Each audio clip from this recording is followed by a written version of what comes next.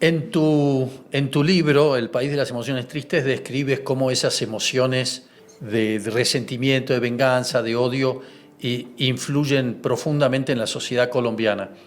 Pero a título personal, ¿tenés alguna anécdota o historia que puedas compartir de cómo esas emociones influyeron en tu comportamiento y cómo saliste de ese estar atrapado para crecer?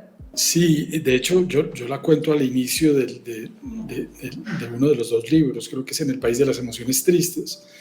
Eh, Cuando yo tenía unos 28 años, murió mi abuelo. Mi abuelo era una persona muy bondadosa, una persona a la que yo le veía muchas virtudes.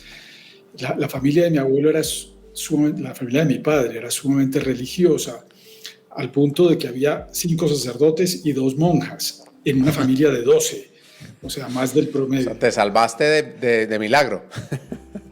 Sí, bueno, el hecho es que cuando murió mi abuelo, yo escribí un texto sobre mi abuelo que quería que se publicara en el periódico local de la ciudad donde él nació, que es Manizales, y se lo entregué a mi padre para que se lo diera a unos periodistas que iban a venir.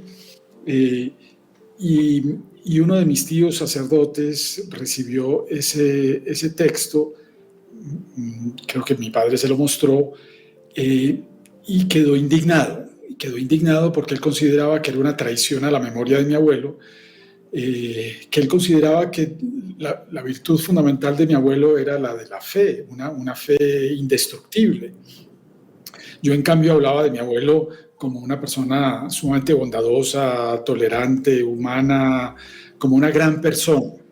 Eh, y entonces él decidió romper esas 2 páginas que yo había escrito y no entregarle eso al periodista. Mi padre se indignó por esa conducta, por esa censura, y yo también, y estuve muy tentado bueno, le mandé una carta y estuve muy tentado a continuar una conversación que ya se estaba volviendo agria con mi tío sacerdote, defendiendo mi punto de vista. Yo estaba convencido de que tenía razón y que se podía defender a mi abuelo desde el punto de vista puramente humano, como virtudes, digamos, virtudes no teológicas.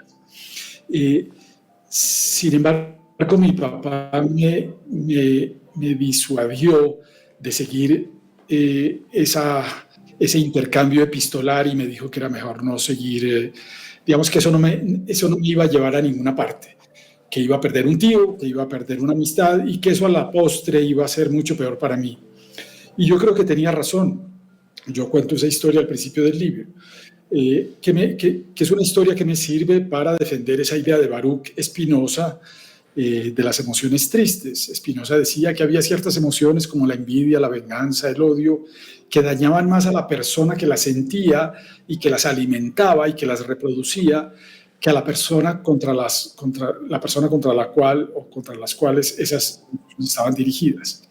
Y yo creo que eso es, yo creo que hay que tener mucho cuidado con las emociones. Es inevitable sentirlas, uno no las puede eliminar, por supuesto, pero hay que tener mucho cuidado con una tendencia que está muy arraigada en nuestro cerebro a alimentarse, a reproducirse, a aumentar